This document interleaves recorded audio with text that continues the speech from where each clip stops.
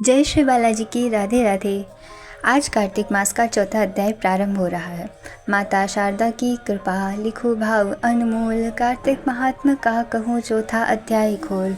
नारद जी बोले, ऐसा कहकर भगवान विष्णु ने मछली का रूप धारण किया और विंध्याचल पर्वत पर तप कर रहे महर्षि कश्यप की अंजलि के जल में जा पहुँचे। महर्षि कश्यप ने दया करके उसे अपने कमंडल में रख लिया। जब उसने बड़ा रूप धारण किया तो उन्होंने उसे कुएं में डाल दिया। जब वह कुएं में भी न समा सकी तो उन्होंने उसे तालाब में फेंक दिया। जब वह तालाब में भी न आ सकी तो उन्होंने उसे समुद्र में डाल दिया। वह वहाँ भी बढ़ने लगी। फिर उस मत्स्य रूपी नारायण ने उस शंखासुर को मार दिया। पश्चात शंख को हाथ में लेकर बद्रीवन में आ पहुँचे। बद्री नारायण में आकर उन्होंने सब ऋषि व महर्षियों को बुलाकर आज्ञा दी कि पानी में इधर उधर फैले हुए वेदों को ढूंढो और उन्हें शीघ्र निकालकर मेरे पास लाओ। तब तक मैं देवताओं के साथ श्री प्रयागराज में ठहरा हूँ। इसके बाद सब ऋषि महर्षियों ने मिलकर सब बीजों सहित वेद मंत्रों को ढूंढ निकाला। उन वेदों में से जो जो भाग जिस जिस ऋषि को मिला वह उसी का हो गया।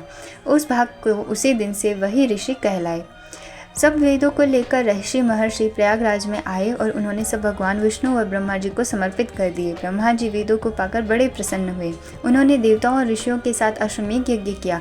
यज्ञ के अंत में देवता, गंधर्व, यक्ष, नाग भगवान विष्णु को दंडवत करके प्रार्थना करने लगे। देवताओं ने कहा, हे देव, हे जगन्नाथ, हे प्रभु, हमारी प्रार्थना सुनिए। हम लोगों के हर्ष का समय है, इसीलिए आप हमें वरदान दीजिए। नष्ट हुए वेद पुनः श्री ब्रह्मा जी को प्राप्त हो गए हैं।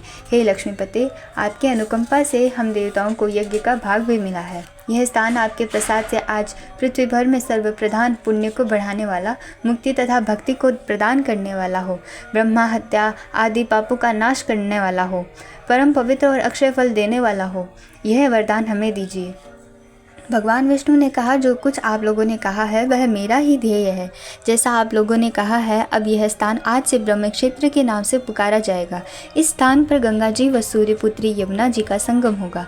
मैं श्री ब्रह्मा जी सहित यहाँ पर निवास करूँगा। यहाँ पर किया हुआ जप, तप तथा दान महान फलदायक होगा। पहले जन्म में किए हुए पाप, ब्रह्म हत्या आदि भी इस तीर्थराज में स्नान करने से नष्ट हो जाएंगे। जो लोग अपने पिता आदि को यहाँ लाकर तर्पण व श्राद्ध करेंगे, उनके पिता मेरे स्वरूप को प्राप्त करेंगे। वह तीनों प्रकार की मुक्ति को प्राप्त करेंगे। मकर संक्रांति पर माघ मास में प्रातः काल यहाँ आकर स्नान करने वालों के दर्शन मात्र से ही सब पाप मिट जाते हैं। ठीक उसी तरह जिस तरह सूर्य के तेज से अंधकार का नाश हो जाता है। हे मुनीश्वर, मेरे वचन ध्यान से सुनिए।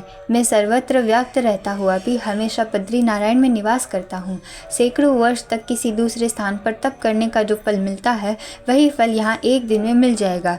जो मनुष्य मेरे इस स्थान बद्रिकाश्रम का दर्शन करेंगे, वह जीवन मुक्त हो जाएंगे और उनके समस्त पाप नष्ट हो जाएंगे। सूत जी बोले, ऐसा कहकर भगवान विष्णु अंतर ध्यान हो गए और देवतागण भी अपने अंशों को वहीं छोड़कर चले गए। जो मनुष्य इस कथा को श्रद्धापूर्वक कहते व सुनते हैं, वह श्री प्रयागराज व बद्रिकाश्रम में जाने व स्नान करने के समान फल प्राप्त करते हैं। कार्तिक मास का चौथा अध्याय संपूर्ण हुआ। राधे राधे।